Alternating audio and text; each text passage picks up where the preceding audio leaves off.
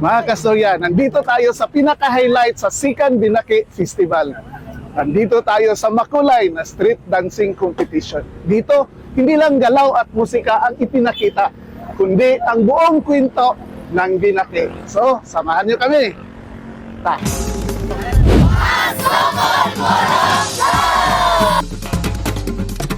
So among storyline, among ginapakita kung sa jud gikan ng Binaki. So sa among street dancing, among ginapakita kung sa jud una is pagtanong, pag-spray, and also pag umandayon is pag-harvest, pagluto, o kung saan siya pagbaligya. So mo lang to siya ang concepts nga among gisunod sa among street dancing, and also sa among ground presentation mo to siya.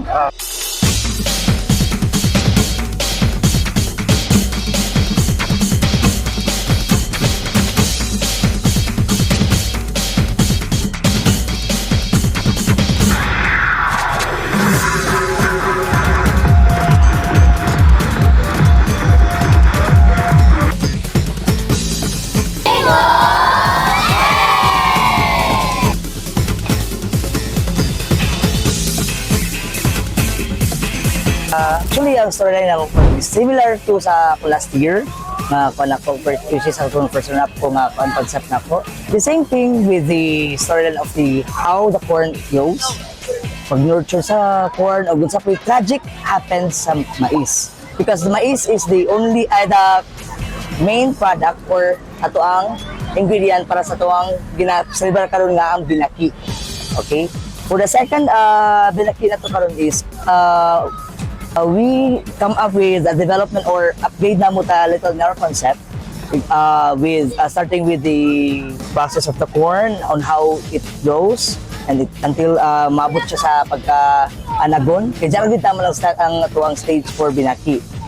And then for the Binaki process, we do also kung saan pagpanit, panitandaan ang itong mais and then pudpudon, ay siya galingon, and then ato siya i-mix, ay siya i-steam. Muna siya ato ang concept sa ito. Concept sa ako ang team sa Purok City.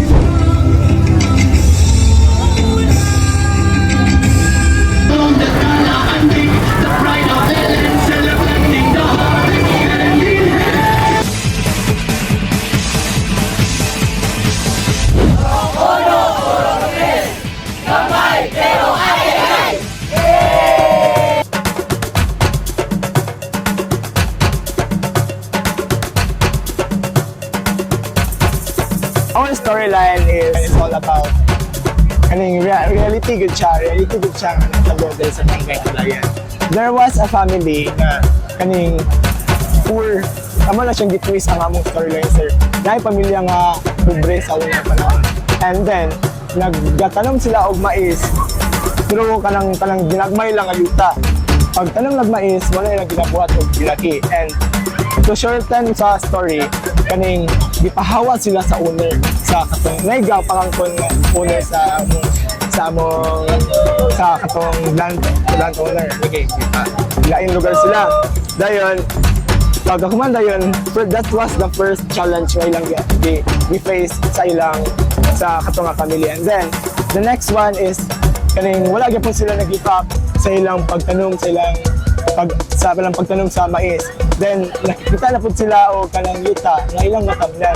Nagtanong sila patago para lang atong ma-secret atong mga kapangangkunay yung yuta. After that, pag pamunga silang panahon, happy kayo sila, nag-celebrate sila, then nakabuhat silang Binaki. Pero all of a sudden kayo, naabot ang trahedya, which is the insects. After that insects, kay ito na yan nga nagkuhan na halo ang tanan, like nangingaw sila ba. So tungod silang faith, tungod silang pagsalig, tungod po silang pagpugi, diha din nila naangkon ang kaning kalambuan bitaw, sir. Nga kanang nag-boom bitay lang yun ang ilang negosyo po o ang ila pong mismong kahago.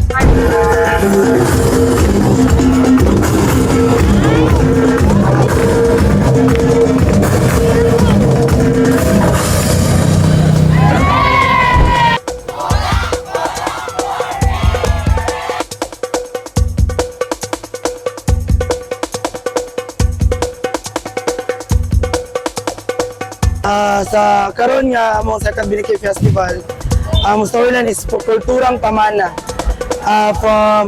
From the elders, ato pamana sa itong mga youth, ang binaki, ang culture sa binaki, ug ang tradisyon sa Aglayan. So muna nag-celebrate ta, kaya para dili na ito malimtan ang kultura kung unsa ang nasa Aglayan Circle.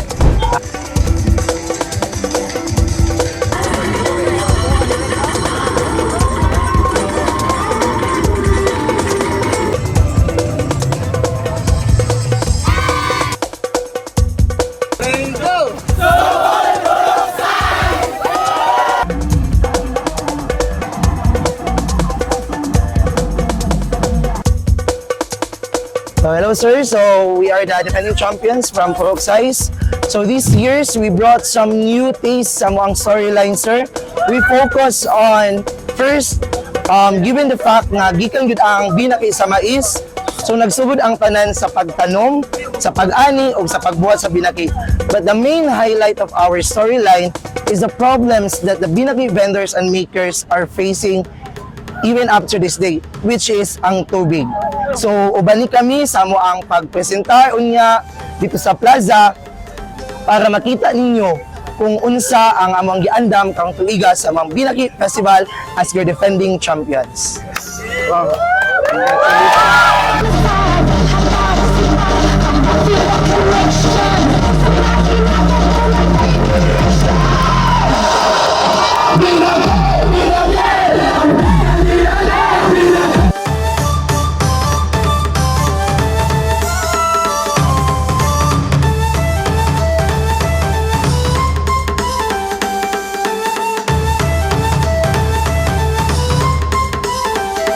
Pagtatapos ng street dancing, mas malinaw ang diwa sa kanilang pagdiriwang. Ito ay pagpupugay sa kanilang tradisyon at kultura. Ito ang Sikan Binaki Festival. Mabuhay! Khalid Torres po, salamat tungkay sa pagtuban.